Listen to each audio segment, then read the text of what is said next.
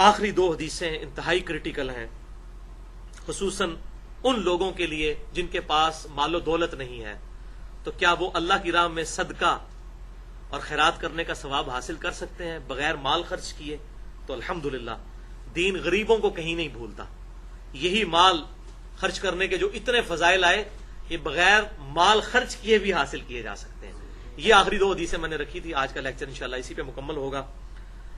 7ویں حدیث بخاری اور مسلم کی متفقن علیہ حدیث ہے. بخاری میں 2999 اور مسلم میں 2335. آپ صلی اللہ علیہ وسلم نے فرمایا انسان کے ہر جوڑ پر صدقہ کرنا واجب ہے. پھر آپ صلی اللہ علیہ وسلم نے 5 باتیں ارشاد فرمائی. ہر جوڑ کا صدقہ کیسے دیا جائے؟ دوسری حدیث بخاری اور مسلم میں آتی ہے کہ 360 جوڑ ہیں، ہر جوڑ کا صدقہ دینا ہے. 5 باتیں اس بخاری اور مسلم کی حدیث میں آپ نے فرمائی.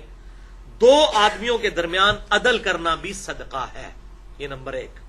نمبر 2، آدمی کی سواری کے بارے میں اس کی مدد کرنا اور اسے سواری پر بٹھانا اور اس کا سامان رکھوانا بھی صدقہ ہے.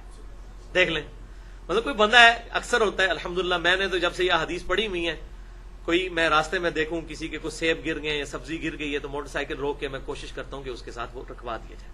تو یہ بھی صدقہ ہے مفت کا. نمبر 3، اچھی بات کرنا بھی صدقہ ہے. دیکھ لیں، کوئی بھی اچھی بات ہے وہ صدقہ ہے. کسی کو کوئی نیکی کی بات بتا دینا، یہ بھی صدقہ. نمبر 4، نماز کی طرف قدم اٹھانا بھی صدقہ ہے، مفت میں، کوئی پیسے نہیں لگیں گے. نمبر 5، راستے سے تکلیف دہ چیز دور کر دینا بھی صدقہ ہے. الحمدللہ. اور بخاری اور مسلم کی ایک اور حدیث میں آتا ہے کہ آپ صلی اللہ علیہ وسلم نے فرمایا ایک شخص راستے سے گزر رہا تھا، اس نے ایک درخت گرا ہوا دیکھا تو لوگوں کو تکلیف ہو رہی تھی، گزرنے کی وجہ سے مسئلہ آ رہا تھا، اس نے وہ درخت ہٹا دیا، اللہ تعالیٰ نے اسے جنت میں داخل کر دیا. یہ بخاری اور مسلم دونوں میں ہے.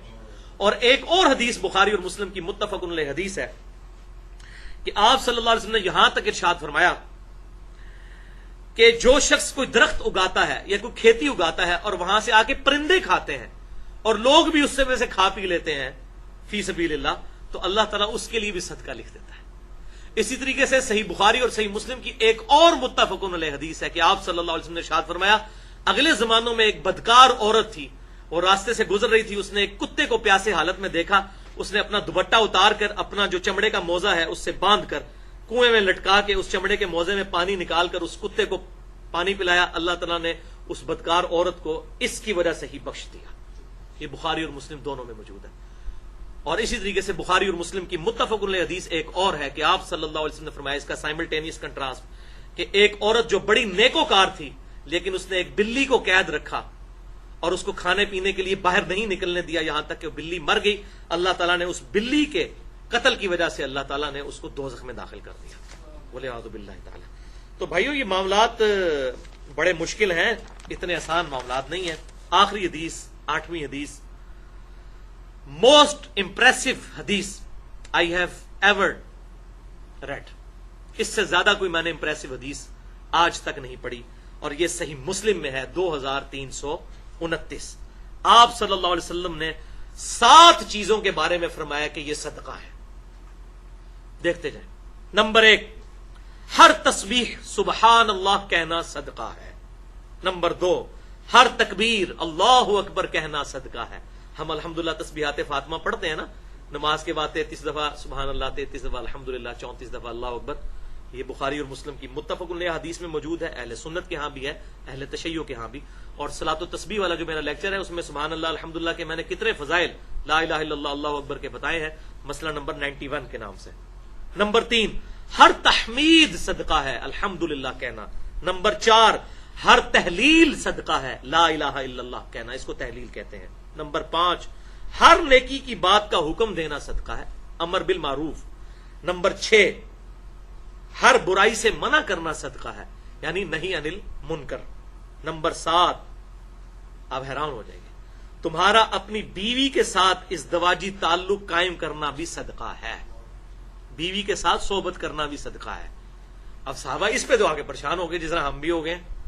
تو صحابہ نے اس بات کو حضور سے دوبارہ پوچھا، کہا یا رسول اللہ صلی اللہ علیہ وسلم کیا بیوی کے ساتھ شہوت پوری کرنا بھی صدقہ ہے؟ تو آپ صلی اللہ علیہ وسلم نے فرمایا ہاں، مجھے بتاؤ اگر کوئی شخص یہی ضرورت کسی ایسی عورت سے پوری کرے جو اس کے لیے حلال نہیں ہے تو کیا اسے گناہ ملے گا؟ تو صحابہ نے کہا یا رسول اللہ ملے گا. تو فرمایا اگر وہاں گناہ ملے گا تو یہاں ثواب بھی ملے گا اگر کوئی شخص اپنی بیوی کے ساتھ ازدواجی تعلق قائم کرتا ہے. اللہ اکبر کبیرہ والحمد للہ کثیرہ وسبحان اللہ بکرۃ واصیلا. یہ ہے فلسفہ اسلام کا.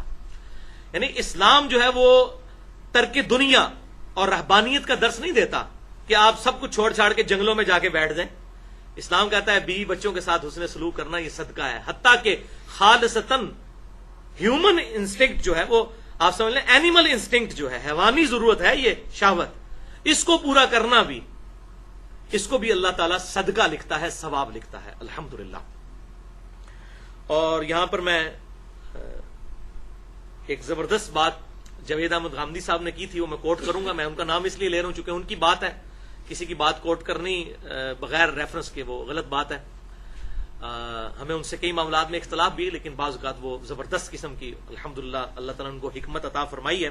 تو غامدی صاحب نے ان گوشہ نشین کرنے والے جو یہ سو کالڈ قسم کے صوفی اور مسٹسزم پہ چلنے والے لوگوں کے لیے بڑی زبردست بات ارشاد فرمائی, جو کہتے ہیں تارک الدنیا بن جاؤ. ایون کشف المحجوب میں علی حجویری صاحب نے پورا باب باندھا ہے اس حوالے سے. وہ کہتے ہیں جی میں نے ایک دفعہ شادی کرنے کی غلطی کی تھی, اب دوبارہ نہیں کروں گا.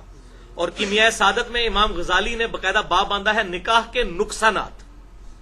اور بخاری اور مسلم کی متفق علیہ حدیث ہے, جب وہ 3 صحابہ آئے جو میں نے مسئلہ نمبر 75A اور B بدعت والے میں بتایا, اس میں سے ایک صحابی نے کہا تھا کہ میں نکاح نہیں کروں گا. تو آپ صلی اللہ علیہ وسلم نے آ کر تینوں کو ڈانٹا اور تیسرے کے بارے میں ارشاد فرمایا کہ ان نکاح سنتی فمن رغب عن سنتی فلیس منی. نکاح میری سنت ہے, جس نے میری سنت سے اغراض کیا اس کا مجھ سے کوئی تعلق نہیں ہے. یعنی تم مجھ سے زیادہ نیک بننا چاہتے ہو, اس میں یہ بھی الفاظ ہے میں تم سے زیادہ اللہ سے ڈرنے والا ہوں, میں نے بیویاں کی ہوئی ہیں, میں راتیں اپنی بیویوں کے پاس بھی گزارتا ہوں اور اللہ کی یاد بھی کرتا ہوں. اور ان نکاح سنتی فمن رغب عن سنتی فلیس منی, یہی وہ حدیث ہے بخاری اور مسلم کی جو خطبہ نکاح میں بھی پڑھی جاتی ہے. نکاح میری سنت ہے, جس نے اس سے اغراض کیا اس کا مجھ سے کوئی تعلق نہیں. تو غامدی صاحب نے بڑی زبردست بات کی. انہوں نے کہا کہ جو شخص دنیا کو چھوڑ چھاڑ کے جنگلوں میں جا کر اللہ کی عبادت کرنا چاہتا ہے, اس کی مثال اس شخص کی سی ہے کہ جسے کمرہ امتحان میں بٹھایا جائے پیپر دینے کے لیے اور وہ خالی پیپر دے کے کمرے امتحان سے اٹھ کے چلا جائے. تو کیا خیال ہے, وہ پاس ہوگا فیل ہوگا؟